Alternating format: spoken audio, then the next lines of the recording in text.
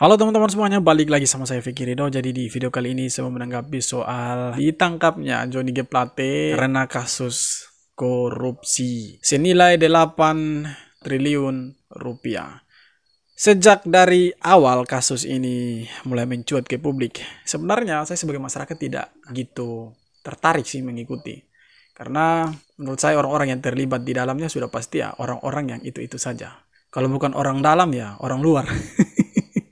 Tetapi kerja keras dari rezim saat ini itu membuat seorang sekjen Partai Nasdem itu ditangkap, seorang Menteri Kominfo itu ditangkap dengan nilai korupsi, uang yang dikorupsi itu sekitar 8 triliun rupiah. Orang yang pertama kali menjadi tersangka dalam kasus ini itu adik dari Menteri Kominfo, Johnny G. Plate. Ketika adik dari Johnny G. Plate ini ditetapkan oleh Kejagung sebagai tersangka, banyak masyarakat yang mulai beranggapan bahwa ada sangkut pautnya antara adik Johnny G. Plate dengan Johnny G. Plate itu sendiri. Dan terbukti ternyata Johnny G. Plate ditetapkan menjadi tersangka. Dari kasus Johnny G. Plate ini ada sesuatu hal yang menarik teman-teman. Di mana Partai Nasdem ini ngusung atau mendeklarasikan Anies Baswedan sebagai capres mereka di tahun 2024 mendatang. Dan ada statement dari Pak Surya Paloh yang mengatakan bahwa kalau ada kader Partai Nasdem itu yang terbukti melakukan korupsi, maka Pak Surya Paloh sendiri akan membubarkan Partai Nasdem. Dan omongan dari Surya Paloh itu sekarang diputar ulang. Memang rekam jejak digital itu kejam teman-teman. Tidak pernah hilang. Netizen terus menggali kembali apa yang pernah dikatakan oleh Pak Surya Paloh bahwa dia akan membubarkan Partai Nasdem kalau terbukti kader Partai Nasdem itu melakukan korupsi. Tetapi ya namanya politik, ya janji tinggal janji, omong tinggal omong. Hari ini kedelai, besok tempe. Kan seperti itu. Sekarang di tahun 2023 ini, Partai Nasdem kembali mendapat musibah menurut saya. Melalui sekjen mereka, Pak Johnny G. Plate itu melakukan korupsi tower BTS senilai 8 triliun rupiah, teman-teman. Bayangkan, nilai yang sangat fantastis, 8 triliun rupiah. Kalau uang itu diberikan kepada rakyat Indonesia, saya yakin rakyat Indonesia ini tidak ada yang tidur di kolong jembatan, tidak ada yang miskin. Uang itu kalau diberikan kepada rakyat Indonesia, pasti rakyat Indonesia tambah sejahtera lagi, teman-teman. Tetapi ya, uang itu dikorupsi sama Johnny G. Plate dan kroni-kroninya. Jadi, di era Pak Jokowi ini memang, menurut saya, para koruptor ini ya mainnya sembunyi-sembunyi, teman-teman. Tercatat ketika Pak Jokowi ini menjabat sebagai presiden, itu ada 5 menteri Pak Jokowi itu yang melakukan korupsi. Dan 5-5-nya ini tercatat sebagai anggota partai politik, teman-teman. Mereka itu melakukan korupsi. Dan yang terbaru adalah kader dari partai, bukan kader, sekjen dari Partai Nasdem.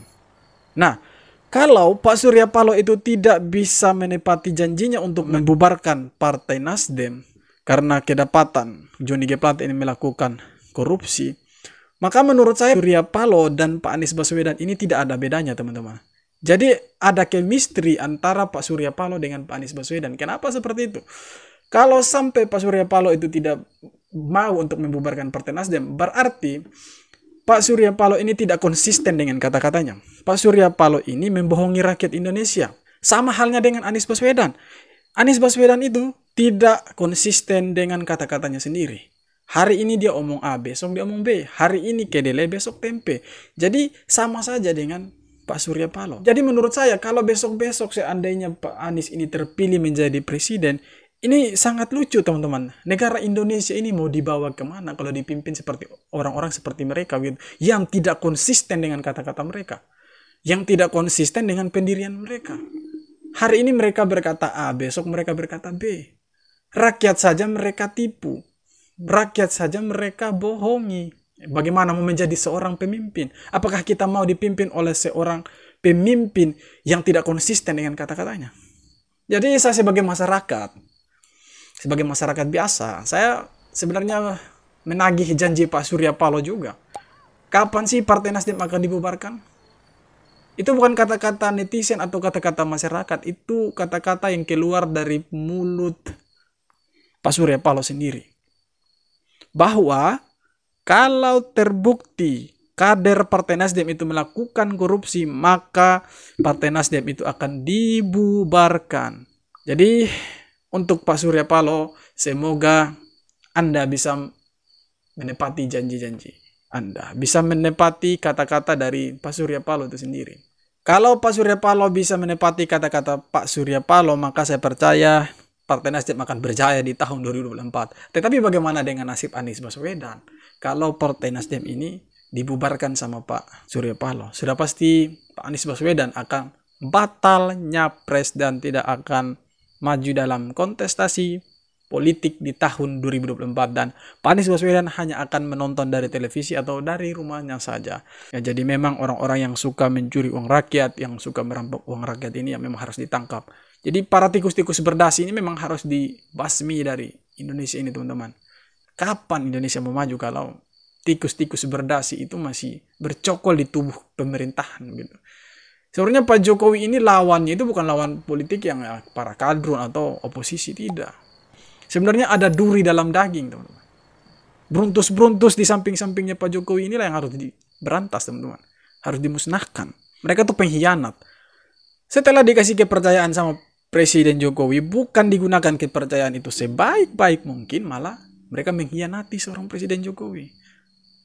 Mereka dititipkan pekerjaan, mereka dititipkan tanggung jawab, mereka dititipkan pesan bahwa kalian harus bekerja dengan sangat baik untuk rakyat. Karena kepercayaan rakyat itu adalah yang terutama. Tetapi faktanya adalah mereka melakukan korupsi. Dan lucunya lagi, mereka itu mengkait-kaitkan antara penangkapan Johnny G. Plate ini dengan tahun politik di 2024 nanti. Sebenarnya tidak masalah, teman-teman, karena isu-isu semacam ini pasti akan digoreng oleh pihak seberang. Mereka akan mengatakan rezim menjegal Anies dengan menangkap sekjen Partai Nasdem. Tidak masalah mereka berpendapat seperti itu, ya, karena mereka punya hak untuk berpendapat, teman-teman. Tetapi kita juga harus melihat dengan mata jernih, teman-teman. Kita harus melihat secara objektif bahwa Kejagung melakukan tugasnya dengan sangat baik. Kejaksaan Agung melakukan tugasnya dengan sangat-sangat baik sekali, menangkap para tikus-tikus berdasi ini.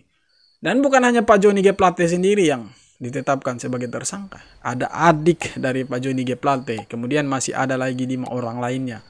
Mereka punya perannya masing-masing dengan perusahaannya mereka masing-masing. Oke, teman-teman. Terima kasih sudah menonton video ini. Jadi sekali lagi tidak bosan-bosannya saya ingatkan teman-teman semua, di tahun 2024, ayolah dari sekarang kita filter pemimpin-pemimpin ya, yang akan memimpin kita di tahun 2024 sampai dengan 2029. Kita harus memfilter dari sekarang. Kita harus pintar-pintar memilih. Jangan sampai kita dibohongi, teman-teman. Jangan sampai kita hanya diberi janji-janji palsu, tetapi ujung-ujungnya uang rakyat dikorupsi, uang rakyat itu dirampok. Oke, teman-teman semua, terima kasih sudah menonton video ini. Jangan lupa untuk like, komen, dan subscribe. Kita jumpa lagi di video-video berikutnya. Hormat.